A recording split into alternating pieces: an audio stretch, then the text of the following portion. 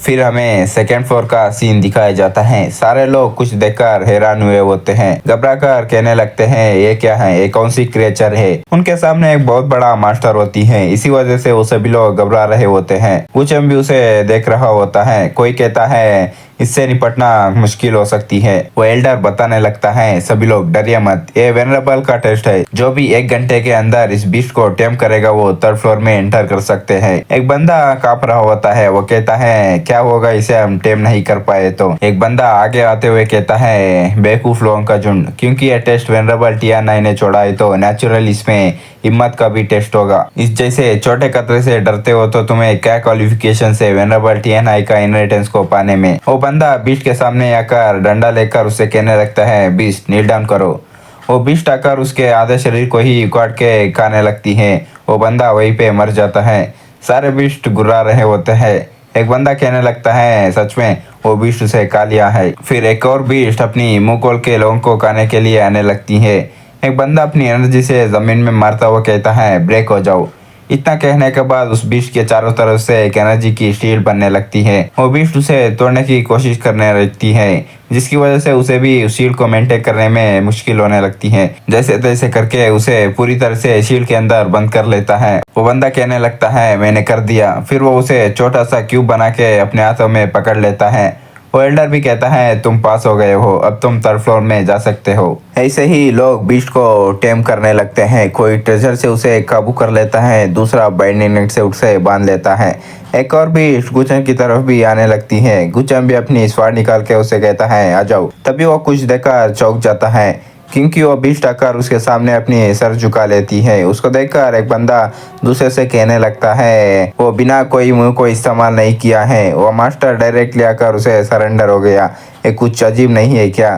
जो सुनकर वो बंदा भी कहता है ये क्या हो रहा है यहाँ। तभी उस बीस्ट के सर से एक रेड कलर की क्रिस्टल निकलने लगती है, जिसको देखकर गुचन अपने मन में सोचता है ये तो बीस्ट डीड है। इसे एक बार साइन कर दिया तो चाहे जितनी भी पावरफुल मास्टर क्यों ना हो, उसकी मास्टर की एक थॉट से उसकी लाइफ एंड डेथ डिसाइड हो सकती है। वो लोग जानबूझकर इस मास्टर को सेंड किया है, वो बिना फाइट किए सरेंडर हो गया। गुचन एक एविल सा स्माइल देने लगता है। इस ब्लड के अंदर स्पष्ट रूप से एक सूक्ष्म रिस्ट्रिक्शन छुपा हुआ है। ये एक सीक्रेट मेथड है। अगर एक बार इसे कॉन्ट्रैक्ट साइन हो जाता है तो इस बैन की मदद से माइंड के सारी मेमोरी को कैप्चर कर सकते हैं। इतना सोचकर गुचैन अपनी उंगलियों में एनर्जी गैदर करने लगता है। गुचैन सोचता है जैसे तुम चाहते हो मैं वैसा होने नहीं दे सकता। तभी गुचैन की सीक्रेट डोमेन में आने के बाद की सारी मेमोरी दिखने लगती है। गुचन के हाथ में रेड कलर की एनर्जी होती है, जिसको देखकर गुचन भी हैरान होता है। फिर हमें किसी मिस्टीरियस बंदे को दिखाया जाता है। वो गुचन की मेमोरी को देख रहा होता है। पीछे से एक बंदा कहता है मास्टर ये वही है क्या? उसकी बात सुनकर मास्क वाला बंदा भी उसे बताने लगता है ये बच्चा वास्तव में स्टार्टिंग से एंड तक लॉ ऑफ लेमन से प्रभावित नहीं हुआ है, लेकिन मैंने अभी बीस्ट डीड की मदद से उसकी मेमोरीज रीड किया है। ये वास्तव में उस समय के होली किंग हाउटियन का होली सन नहीं है। इसकी बात सुनकर वो बंदा भी कहने लगता है मास्टर दरअसल इतनी तकलीफ उठाने की कोई जरूरत नहीं है, हम उसे पकड़ के बस उसे टॉर्चर करना है, सही कहा ना? उसकी बात सुनने के बाद वो इसके ऊपर चिल्लाने लगता है बेवकूफ, अगर होली किंग के द्वारा उस पर लगाया हुआ बैन एक्टिवेट हो जाता है तो हमें कुछ नहीं मिलेगा।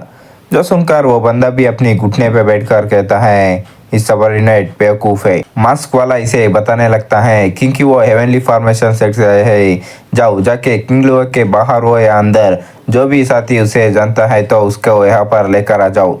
जो सुनकर वो बंदा ऐसे बोल के जाने लगता है। मास्क वाला बैठ के सोच रहा होता है क्या उसे मेरे इरादों के बारे में पता है और इसलिए वो मेमोरी को बनाया है।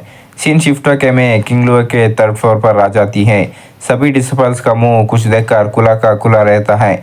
उनके सामने एक बहुत बड़ा सा डीमन होती है। उसको देखकर एक डिसिपल कहता है क्या यही थर्ड फ्लोर है?